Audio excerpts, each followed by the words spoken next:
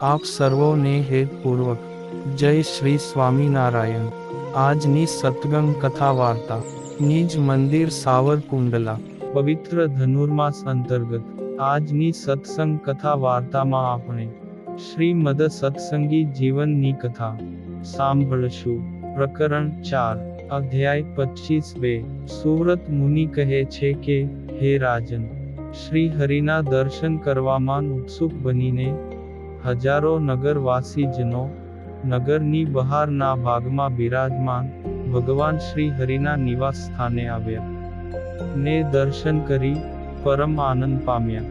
તે સમયે નથુરામ આદિક સર્વે ભક્તજનોએ સંતો પાર્ષદોએ સહિત શ્રી હરિનો યથાયોગ્ય આતિથ્ય સત્કાર કર્યો ને આનંદાનંદ સ્વામી શ્રી હરિની સમીપે આવી સાષ્ટાંગ દંડવત પ્રણામ કરી મંદિર નિર્માણ સંબંધી સમગ્ર વૃત્તાંત શ્રી હરિના પૂછવાથી તેમને કહેવા લાગ્યા। હે રાજન, દ્વાદશી ના દિવસે સર્વે જનોના ચિત્તને પોતાની મૂર્તિમાં આકર્ષી લેતા શ્રી હરિએ ઉપવાસના પારણા કરી નગરવાસી ભક્તજનોની પ્રાર્થનાથી વિવિધ પ્રકારના શણગારોથી અલંકૃત કરેલા અશ્વ ઉપર આરૂઢ થઈ શ્રીનગરમાં પ્રવેશ કર્યો। હે રાજન, તે સમયે હજારો ભક્તો ભગવાન શ્રી હરિની આગળ પાછળ તેમજ બંને બાજુએ સમૂહમાં ચાલવા લાગ્યા। તે સમયે દુંદુભી આદિક વિવિધ પ્રકારના વાજિંત્રો વગાડવા લાગ્યા। ગાયક વૃંદ પણ અતિ પ્રસન્ન થઈ સુમધુર સ્વરે ભગવાન શ્રી હરિના ગુણોનું ગાન કરવા લાગ્યા। હજારો બંદૂકધારીઓ પોતાના શરીર ઉપર અનેક પ્રકારના આયુધો બાંધીને વારંવાર બંદૂકોના અવાજ કરતા કરતા શ્રી હરિની આગળ ચાલવા લાગ્યા। હે રાજન, હજારો ભક્તજનોની સાથે મહાયશસ્વી શ્રી હરિ નગરમાં પ્રવેશે છે એવા સમાચાર સાંભળીને તત્કાળ સમસ્ત કાર્યોનો ત્યાગ કરીને નગરના જનો દર્શન માટે ઘરની બહાર નીકળવા લાગ્યા। હે રાજન, શ્રી હરિના દર્શન કરવામાં અતિશય ઉત્કંઠાવાળા નગરવાસીજનો શ્રી હરિને ચાલવાનો માર્ગ છોડીને માર્ગની બંને બાજુએ પંક્તિબદ્ધ ઊભા રહી એકબીજાના ખભા ઉપર હાથ રાખીને શ્રી હરિના દર્શનની પ્રતીક્ષા કરવા લાગ્યા। ઊંચા સ્વરે વાગી રહેલા વાજિંત્રોનો નાદ સાંભળીને આગમનની દિશા તરફ નેત્રવૃત્તિ સ્થિર કરીને હાથની સંજ્ઞા વડે શ્રી હરિને બતાવી રહેલા નગરવાસીજનો બે હાથ જોડી પ્રણામ કરવા લાગ્યા।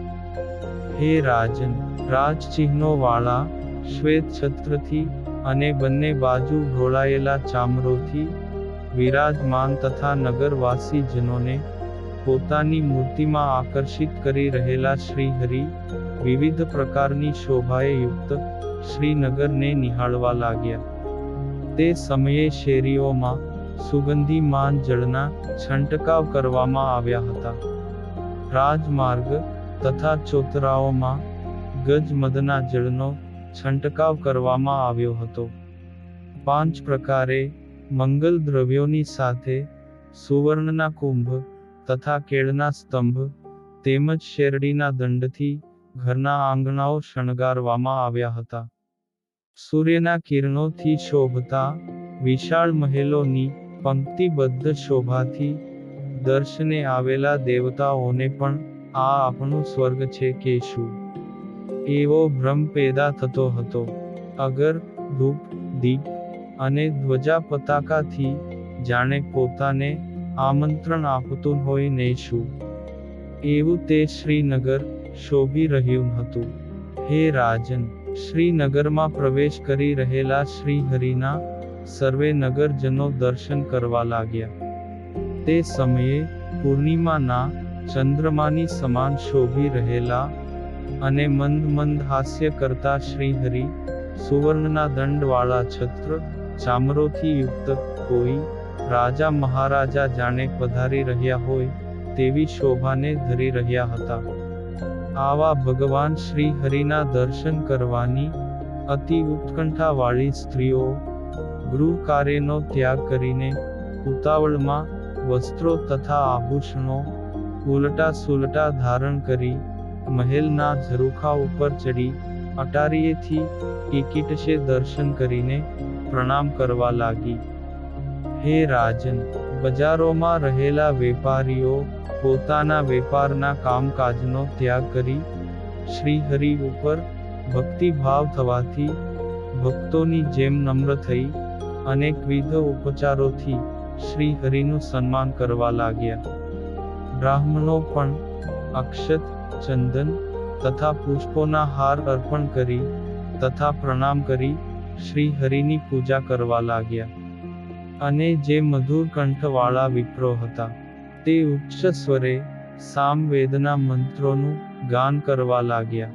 અને શ્રીહરિ પણ દર્શનાર્થી અને પૂજા કરતા સર્વે નગરવાસી ભક્તજનોનું સન્માન કરતા થકા નવા વાસની પોળમાં પધારી ધીરે રહીને અશ્વ ઉપરથી નીચે ઉતર્યા.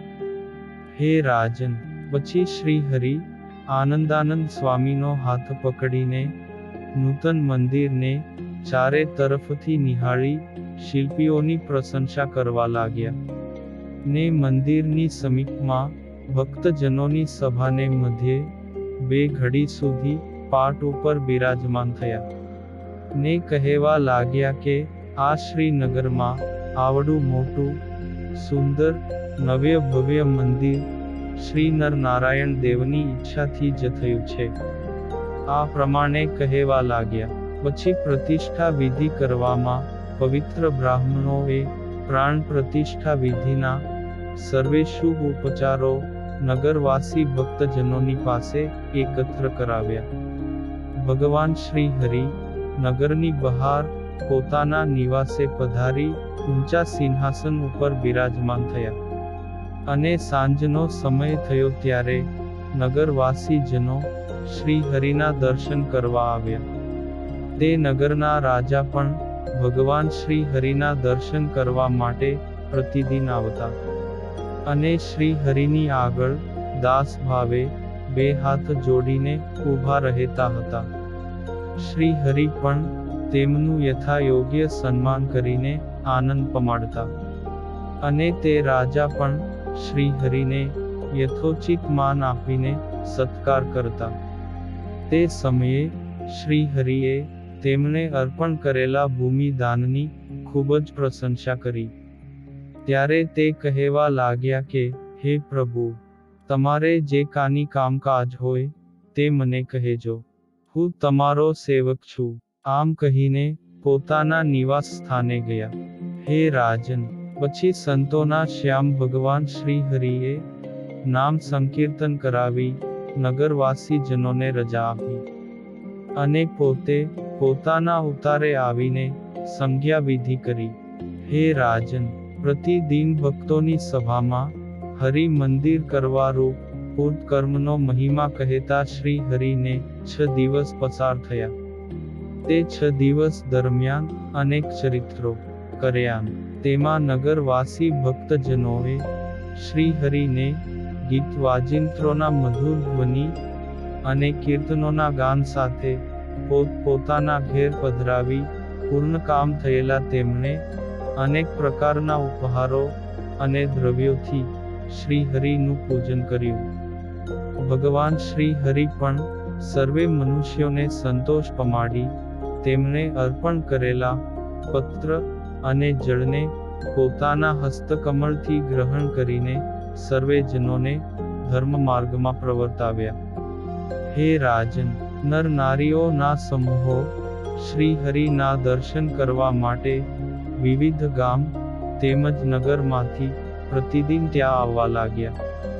શ્રી હરિએ દ્વિતીયાને દિવસે શ્રીનગરમાં પૂર્વે જ્યાં નિવાસ કર્યો હતો ત્યાં જ ફરીથી ઉતારો કર્યો.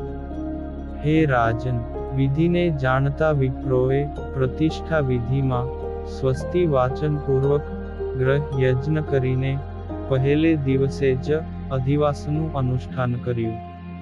ત્યાર પછી બીજે દિવસે સંવત 1878 ફાગણ સુધી તૃતીયાને દિવસે પ્રતિષ્ઠાના વેદોક્ત વિધિમાં અતિ પવિત્ર બ્રાહ્મણોએ રમણીય સર્વત્રો ભદ્ર મંડળ ને મધ્યે અંગ દેવતાએ સહિત પ્રધાન દેવતાનું શ્રી હરિ પાસે પૂજન કરાવ્યું.